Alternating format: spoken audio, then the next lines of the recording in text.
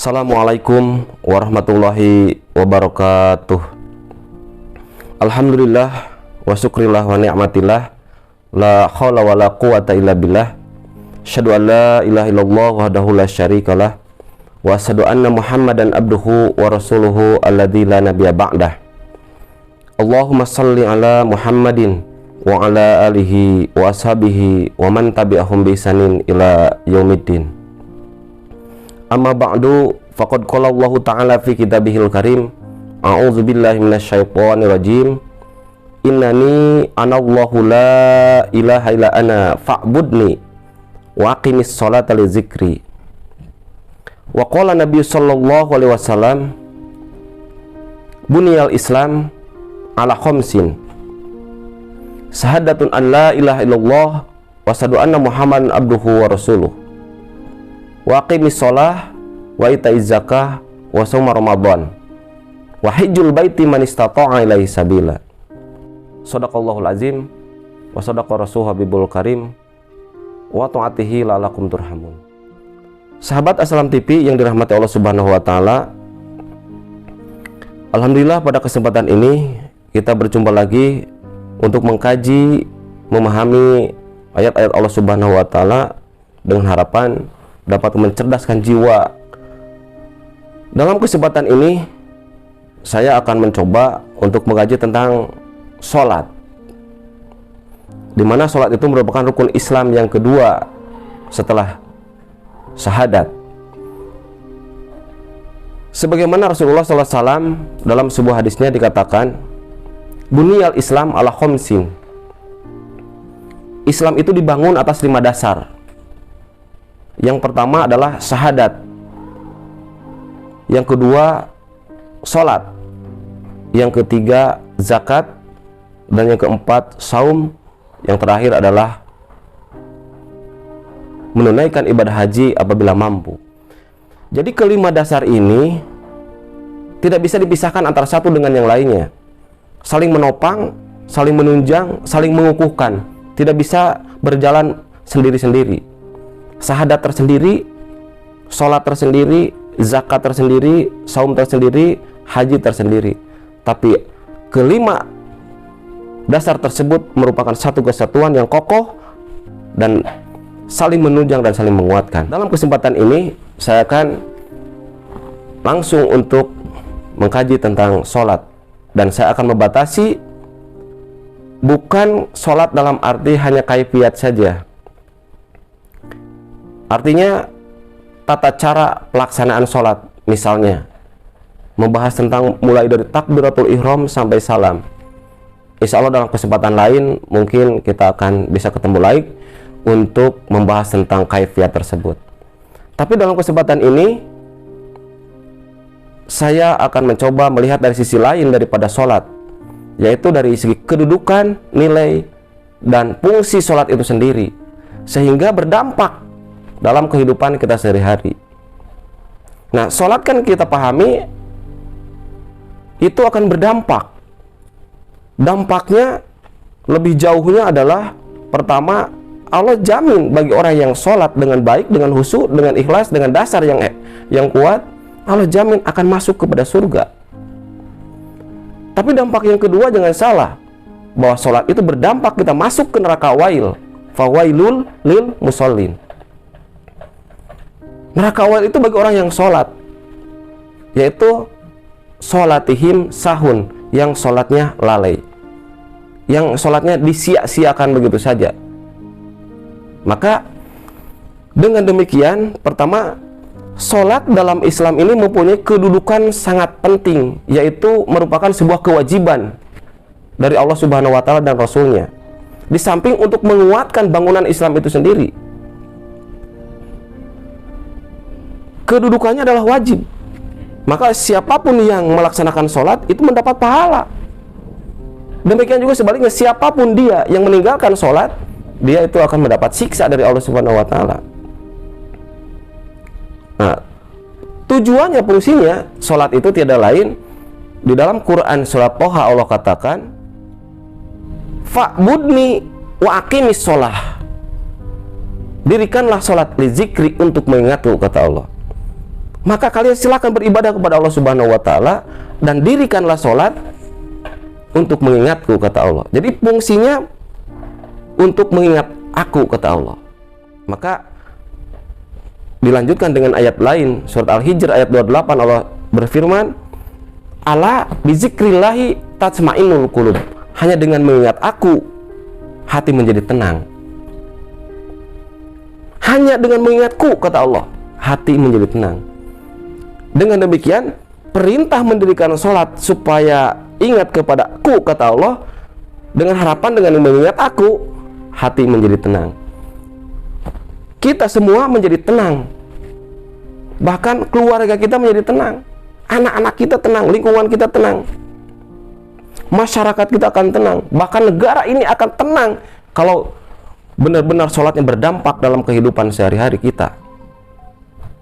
Itu kedudukan sholat dan fungsi sholat.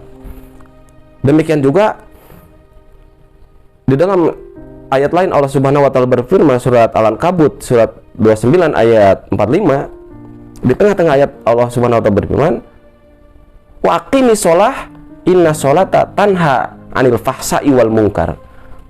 Dirikanlah sholat, karena sholat itu adalah tanha anil fahsai wal munkar, akan mencegah daripada perbuatan keji dan munkar, perbuatan fahisah, perbuatan keji dan munkar. Jadi orang atau siapapun dia yang mengerjakan sholat dengan sebaik-baiknya, dia di samping akan tenang, akan terhindar dari perbuatan keji dan perbuatan munkar. Anaknya akan hidup tenang dan akan terhindar dari perbuatan keji dan munkar. Pelajarnya, pendidik atau peserta didiknya atau siswa-siswinya di lingkungan kita akan terhindar dari perbuatan keji dan munkar, dan seterusnya. Namun ada satu pertanyaan yang mungkin dalam hal ini akan lebih banyak disorot. Bagaimana kalau kita melaksanakan sholat tapi maksiat jalan terus, atau dengan istilah lain dengan STMJ, sholat terus maksiat jalan? Apakah sholat seperti ini akan ada manfaatnya, ada gunanya, ada jaminannya bisa masuk surga? Tentu jawabannya, sholat yang diiringi dengan fahisah, sholat yang diiringi dengan kemungkaran, kemaksiatan, tentu akan ditolak pastinya. Karena tadi, sholat ini adalah mampu untuk mencegah perbuatan keji dan munkar. Dan inilah yang coba kita lihat dalam realita kehidupan kita sehari-hari yang ada di lapisan masyarakat. Misalnya lapisan masyarakat yang paling dekat dengan kita, seorang anak-anak atau pelajar. Dia mungkin sholat, diperintah orang tuanya, tapi di sisi lain dia berani berbuat bohong kepada orang tuanya, mengelabui orang tuanya. Dikira belajar padahal main HP, padahal dia main game, bahkan dia main film porno dan seterusnya. Di sisi lain disuruh sholat dengan harapan tercegah perbuatan seperti itu. Kemudian kita lihat para remaja, para pelajaran yang tingkat SMP, SMA ke atas, gitu. Terjadi mungkin disuruh untuk melaksanakan sholat, dan bahkan dia sholat, tapi yang terjadi dia bergaul bebas, ikhtilat di mana-mana terjadi. Laki-laki dengan perempuan seolah-olah tidak ada batasnya, dan dianggap itu biasa. Bahkan yang lebih parah lagi, pacaran di mana-mana. Rasanya gengsi dan rasanya malu kalau udah SMP, apalagi SMA, tidak punya pacar dan dia bergaul dengan sebebas-bebasnya. Maka belakangan ini kita lihat sama-sama di media televisi, edisi hari Rabu tanggal 22 Desember ini, tahun 2001 ini, diberitakan bahwa ada seorang pelajar SMP, dia memperkosa sampai 9 anak, 9 siswi. Udah luar biasa. Bagaimana generasi kita yang diharapkan bisa dekat dengan Allah Subhanahu wa taala, bisa mendatangkan ketenangan kepada orang tuanya, bahkan keterangan terhadap dirinya. Tapi ternyata apa yang dilakukan? Dia berani-beraninya, seolah-olah tidak ada yang menghambat, tidak ada yang melarang. Berarti sholatnya ini tidak ada berdampak kepada dia, tidak berpengaruh dalam kehidupan sehari-harinya. Kemudian coba lihat, ketika seorang pejabat, mungkin dia sholat, bahkan dia menyuruh sholat, tapi menggunakan jabatannya untuk menipu rakyat, untuk ajang korupsi, mengumpul harta untuk kepentingan dirinya sendiri, dan untuk bermegah-megahan, untuk memperkaya diri sendiri. Mungkin dia sholat, tapi tidak berdampak untuk melarang supaya tidak korupsi, supaya tidak dia mementingkan diri sendiri, bahkan dia supaya terhindar dari perbuatan dosa.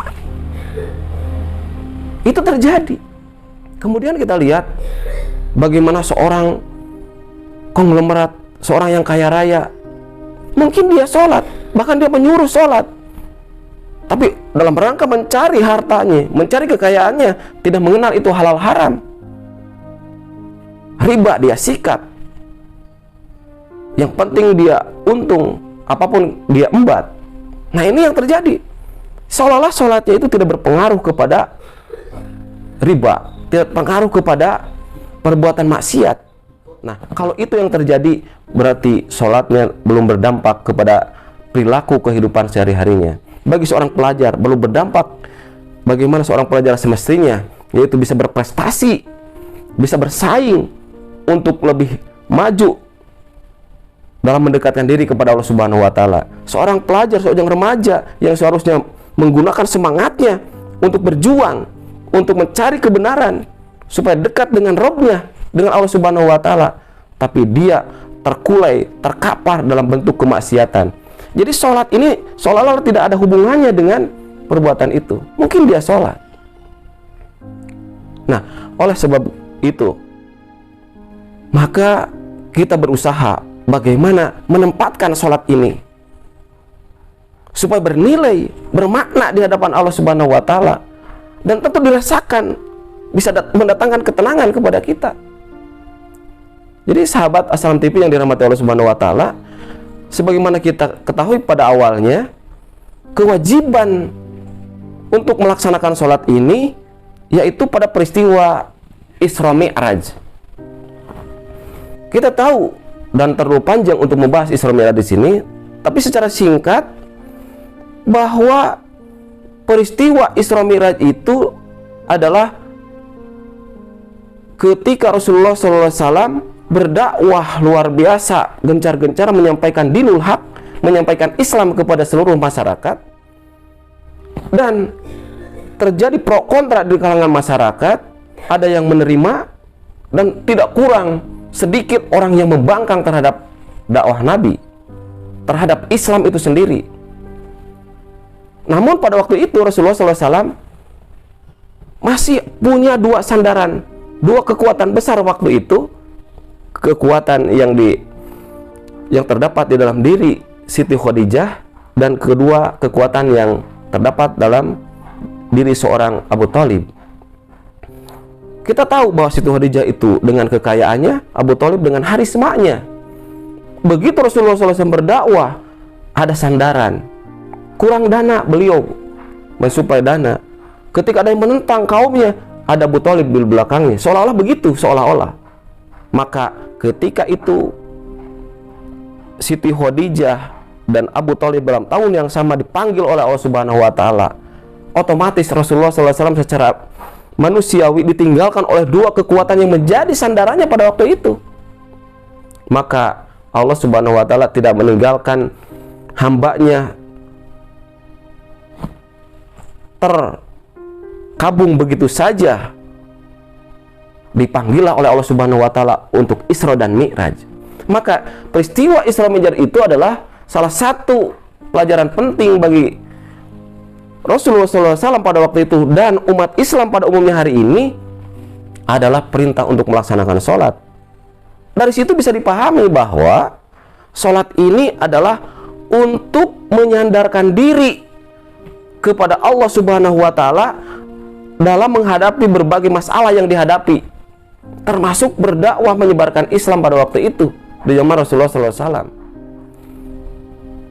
Allah Subhanahu wa taala berfirman, "Innani ana Allah," saya ini adalah Allah sebagai Rob kalian. La ilaha illa ana, tidak ada ilah, tidak ada sandaran.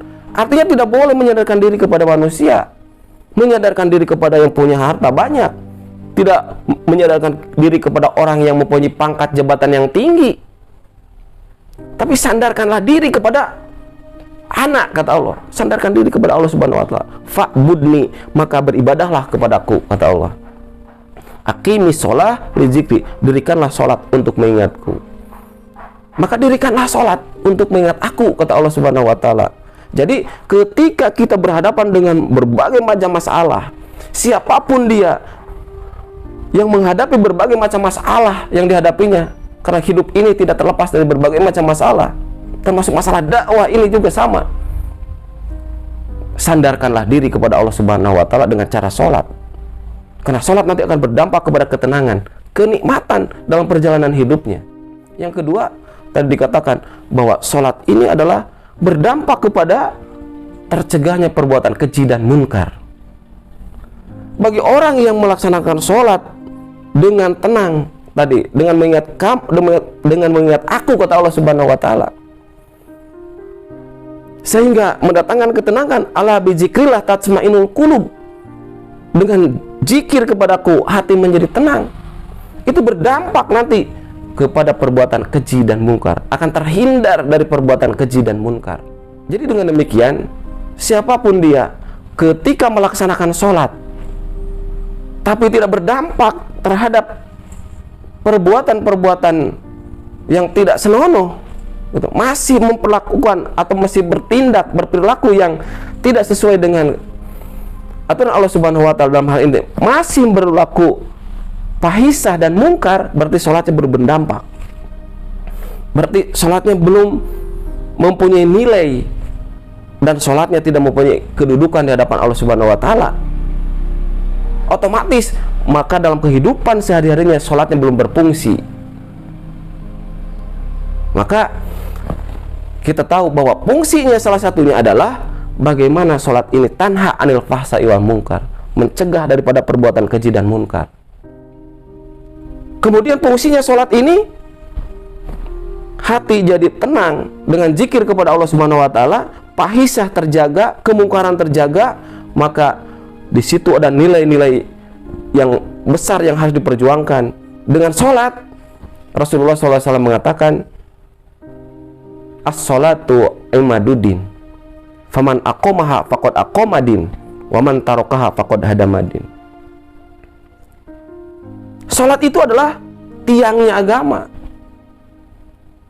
Barang siapa yang mendirikan sholat dengan catatan sholat yang benar, yang baik, yang khusyuk, berarti dia sedang mendirikan agama. Berarti dia sedang mengukuhkan, menguatkan, menunjang, menopang agama. Namun waman tarokaha, dan barang siapa yang meninggalkan sholat, berarti dia adalah perubuh agama itu sendiri.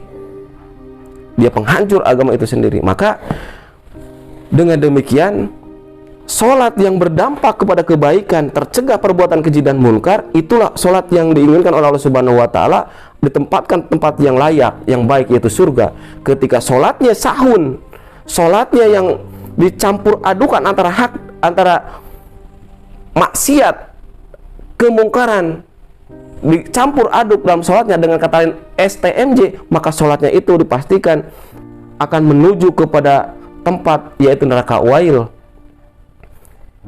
Sebab kata Allah Subhanahu wa taala, fawailul lil musallin, neraka wail itu bagi orang yang sholat, yaitu ang sholatihim sahun, yang sholatnya itu adalah sahun. Mungkin sholatnya itu yang dicampur adukan. Sholat ini adalah kewajiban. Sholat ini adalah hak, kebenaran yang datang dari Allah Subhanahu wa taala. Maka yang namanya kebenaran, hak, tidak boleh dicampur adukan. Wala talbisul haqqa bil batil. Jangan sekali-kali mencampurkan hak mencampur kebenaran dengan kebatilan.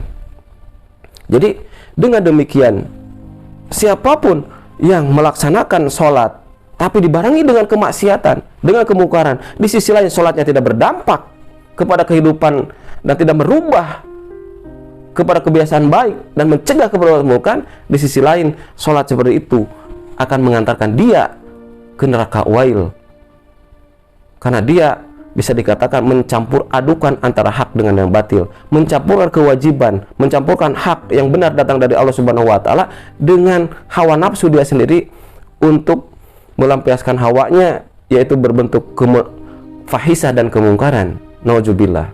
Maka sahabat Assalam TV yang dirahmati Allah Subhanahu wa Ta'ala, dengan demikian maka diharapkan dengan sholat itu sendiri dapat mengantarkan kepada ketenangan di dunia, kenyamanan, kenikmatan di dunia ini, terlebih nanti mengantarkan kita kenikmatan di akhirat kelak. Dan di dunia ini terhindar dari perbuatan keji dan munkar dan fahisah dan bentuk-bentuk dosa lainnya dengan pelaksanaan sholat yang sebenarnya. Tapi kalau dicampur adukan, sholat terus jalan tapi maksiat terus juga berjalan, tentu ini tidak bisa dibenarkan, karena itu akan menjadi sebuah penghalang diterimanya pahala sholat itu sendiri. Demikian yang bisa dapat saya sampaikan. Billahi bisabilil haq. Assalamualaikum warahmatullahi wabarakatuh.